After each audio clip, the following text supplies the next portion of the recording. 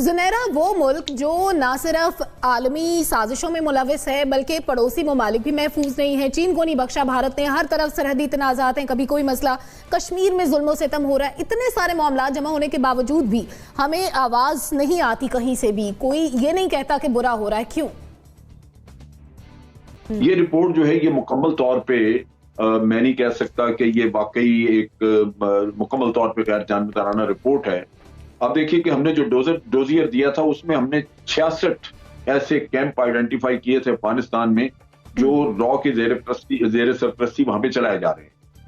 अब ये वो चीजें हैं जो कि जमीन पे मौजूद हैं, जिनको जाके देखा जा सकता है, लेकिन उनका जिक्र नहीं किया गया। इसी तरह अगर बरसा बरस से पिछले इतने सालों से आप देख लीजिए कि 15 सालों से तो हम ये भारत का झूठ का भी किस्सा निकल आया, लेकिन हम ये कह रहे थे कि 15 सालों से हम ये कह रहे हैं कि भारत वहां से ये सारा कुछ करवा रहा है और ये अमेरिका के अपने नाक के नीचे हो रहा है। CIA वहां मुलव्वस है और नेटो के वजह से बेशुमार इंटेलिजेंस एजेंसीज हैं, सारी एक कितना बड़ा नेटवर्क वहां पे काम कर रहे हैं इंटेलिजेंस एजेंसीज का मगरबी दुनिया का।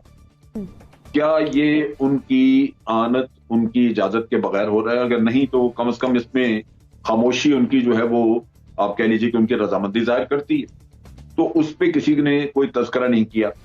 लेकिन इससे अब फायदा उठाना चाहिए। असल चीज ये है कि जो भारत FATF में आपको लेके गया था जिस चीज की वजह से, वो ये था कि यूनाइटेड नेशन ने जिन लोगों को टेररिस्ट डिक्लेयर किया है, पाकिस्तान उनके खिलाफ एक्शन नहीं करता।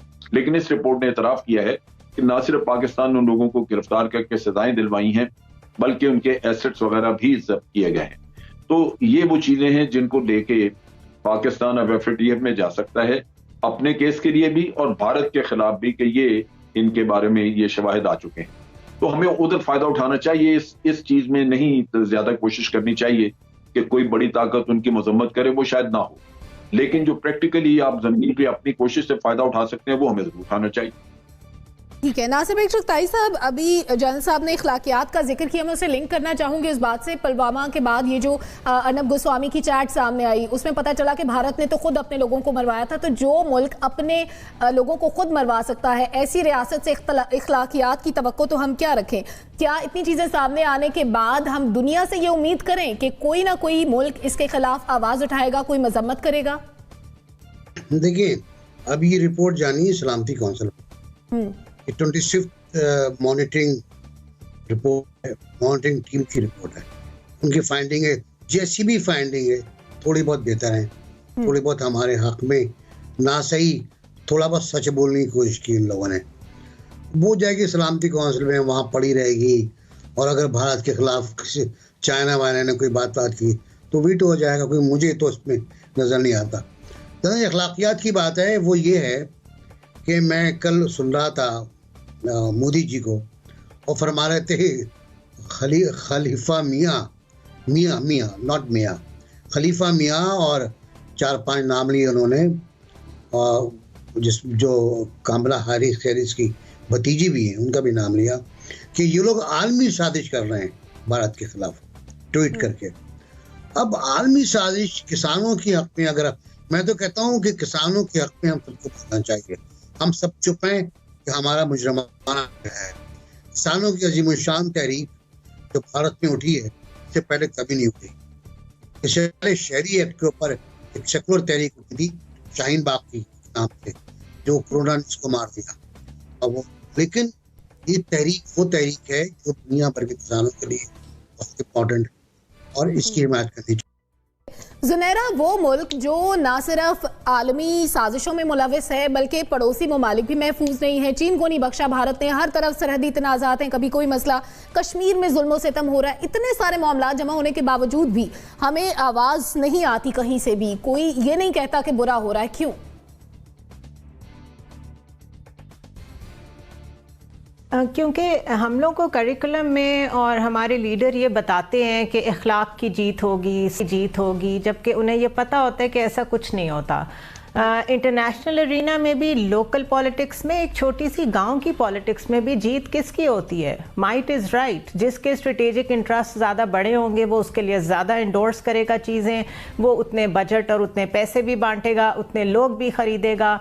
यही आप सिनेरियो उठा के इंटरनेशनली ले जाएं तो मर्सनरीज को ख़रीद के आईसिस को प्रोड्यूस किया, दाइश को प्रोड्यूस किया, उससे पहले तालिबान को प्रोड्यूस किया। तो पूरी दुनिया को, एक वर्ल्ड ऑर्डर को अगर इनफॉर्मल मर्सनरीज या किलर्स की तरफ जो लेके गया, वो कौन लेके गया है? वो यूनाइटेड स्टेट्स ऑफ अमेरिका लेके गया। क्यों लेके गया? क्योंकि उसकी रेट चैलेंज होती थी सोवियत यूनियन की तरफ से। तो ये इतनी बड़ी मगरमच्छों की गेम है। इसमें अगर हम ये समझें कि अखलाकियात और सच्चाई ये चीज़ें मैटर करती हैं, तो sorry, they don't matter. What matters is कि आपका जो भी सच है, हर एक की अपनी रियलिटी है, हर एक की अपनी सच्चाई है और हर एक का अपना पर्सपेक्टिव है। कौन उसको कितना इतना ज़्यादा बोलता है कि वो सच लगने लगे, कौन इतना ज़्यादा प्रोपेगेंडा करता है कि दुनिया उसकी तरफ मतवज्जो हो जाए, दिस इज़ व्हाट मैटर्स।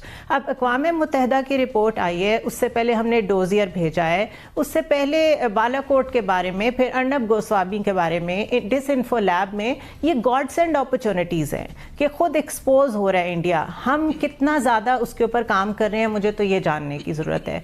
हम कितना उसके ऊपर एक्शन ले रहे हैं, मुझे ये जानना है। 14 कॉन्सुलेट ऑफिसेस बनाए गए थे काबुल में पाकिस्तान के खिलाफ यूज़ करने के लिए एज अ सेंटर्स, जहाँ पे रॉ सिर्फ काम ही यही करती थी, लोगों को, टीटीपी को ट्रेनिंग कैंप्स थे वहाँ पे और पाकिस्तान में भेजती थी। हम यहाँ बैठ के कहते हैं जी हमें तो पीस चाहिए, इसी तरह हम कहते हैं हम आपसे मुज़ाकरात करने को तैयार हैं।